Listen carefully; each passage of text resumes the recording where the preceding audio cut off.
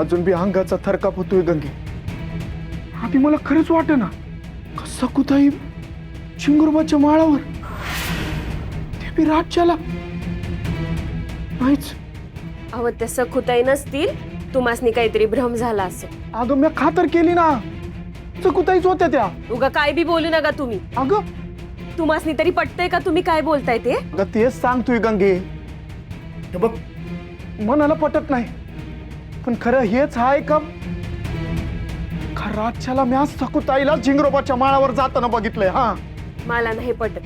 गंगे मी जागल्या अंधारात मला मांजरवानी स्पष्ट दिसतंय सकुताईच होत्या त्या. हा तर मग अशा येळी काय करावं? हाक मारावी. पण नाही, तुम्ही तोंड उघडाया महाग. अगं मारली मी हाक, पण त्यांनी माग वळून बघितलंच नाही. मुर गेल्या हवीत काप्रवाने विरून गेल्या. आता हे काय? तुम्ही हाक दिल्यावर त्या बघणार नाहीत का? त्या सखुताई नसती. तुम्हासनी झोप आल्यात, तुम्ही झोपा, जावा झोपा. अगं नाही नाही गंगे, सकुताईच होत्या त्या. सकुताईच होत्या त्या. बरं असं कसं? नक्की काय आहे? पाहिलंत पुन्हा ही मुलगी नाहीशी झाली. ही काही वागण्याची तरा झाली का? अशी मध्यरात्री ही बाहेर जातेच कशी, कुठे जाते आणि कशासाठी? होय ना, जाताना सांगून तरी जायचं. सांगायचं काय त्यात? मुळात सभ्य घरातल्या बायका मुली रात्री अशा बाहेर जातात का? पण ती सखू आहे बाई. तिच्या बाबतीत सगळे नीती नियम काडीमोल ठरतात. आणि आपण काय बोलावं तर लगेच वाद होतात. आतीचा नवरा लगेच अंगावर धावून येतो. अगं आपल्याला लाभलेलं खास रत्न आहे सखू. तिला काही बोलायचं नाही. हा काही नाही बोलायचं. घ्या, महाराणी गाव उंडारून आल्या. काय झालं सखू? आणि तू बाहेरून कशी आलीस? अशी घाबरलेली का दिसतेस तू? मगाशी श्वास लागला होता ना, मग अशा अवस्थेत बाहेर का गेलीस तू?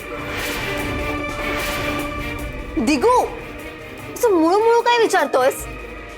दम देऊन खडसावून चांगला विचार ना. थांब ना यमुनाताई, मी विचारतोय ना. तिला छळणं हा आपला हेतू आहे का? अहो ऐका ना, आता तुम्ही वाद नका घालू. मला ना माझ्या खोलीत खूप घुसमटायला होत होतं, श्वासच घेता येत नव्हता.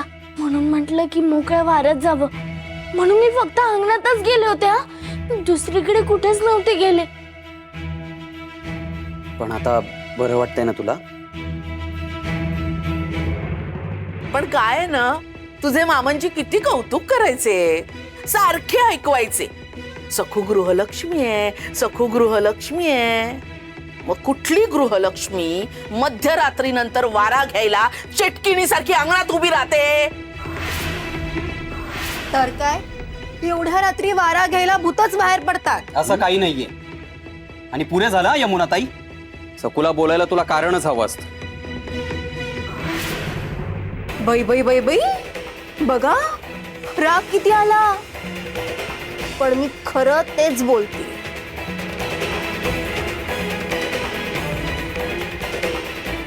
नाही, मुद्दाम बोलतेस तू. म्हणून तू बोलतेसच का? एकतर तू पाहुणी, माहेर वाशिण. मग तू एवढं का बोलतेस? काका काकू आहेत, रमाई आहे, शिवाय मी आहे ना. मग तिने काय सखूचे पाय धुवायला हवे होते की ही अपरात्री बाहेरून आली म्हणून मी त्या चेटकिणीची ओटी भरायला हवी होती? नाही तसं नाही, पण सारखं आसूड ओढण्याची गरज नाहीये. आपण एकमेकांशी प्रेमाने बोलण्याचा प्रयत्न करू ना. नसेल जमत तर गप्प राहू, पण विनाकारण बोचकारणं कशाला? चल सकू, तू आज चल, आता आराम कर, झोप.